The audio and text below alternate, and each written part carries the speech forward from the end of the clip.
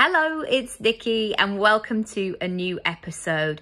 I'm really excited to share with you this question today, which I heard on a podcast a little while ago and I haven't stopped thinking about it. And not only have I not stopped thinking about it, I've not stopped playing with it and paying it some attention.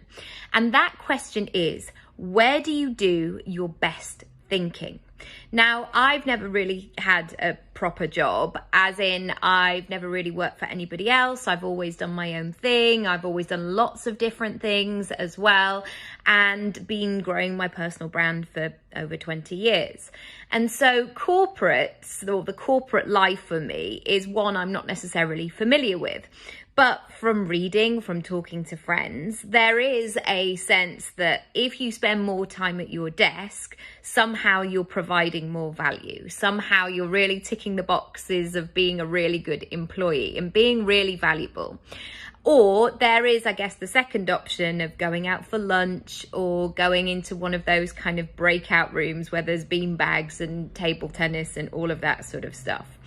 And I was thinking about where I do my best thinking, and usually it is not at my desk. Usually the point of execution, of actually sending the email, of doing the thing, of course, that ideally happens there.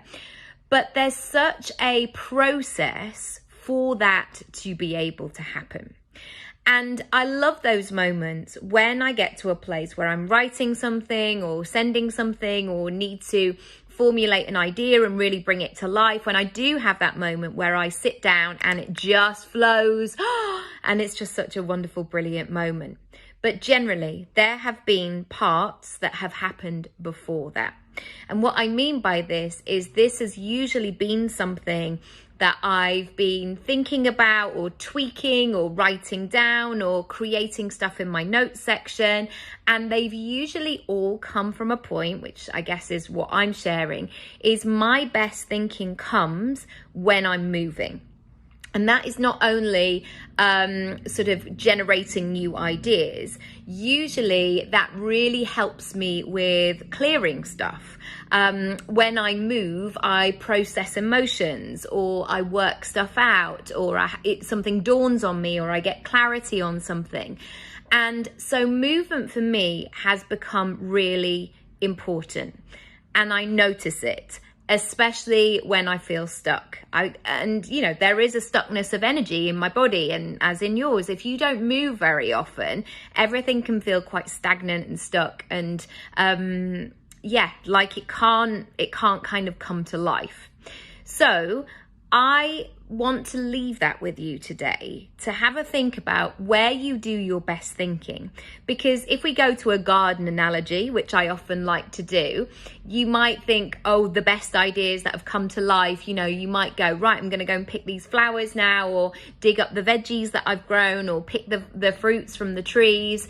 But there's been a lot that's happened up until that process for you to reap those rewards. So I want you to think about what that looks like for you and how you can make that a reality. So you have the time and the space to do your best thinking in the week. And I will warn you also that it will involve some challenge sometimes of asking what you want, of other people's opinions, perhaps going, you're going to the gym when you say that you're really busy and you've got things to do.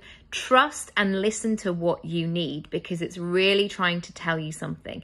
And remember, it's not just about how much input is going into this all the time. It's about the output. What are you bringing? What are you delivering? How are you executing in this process? So I hope that has been really useful for you. As always, I would love to know where you do your best thinking as well. Do comment down below or email me hello@NikkiRaby and tag this in your stories, because I'm sure your community, your friends, your family, this might be a really great question for them to ponder as well. All right, thank you so much for watching, for listening, and I'll catch you again very soon.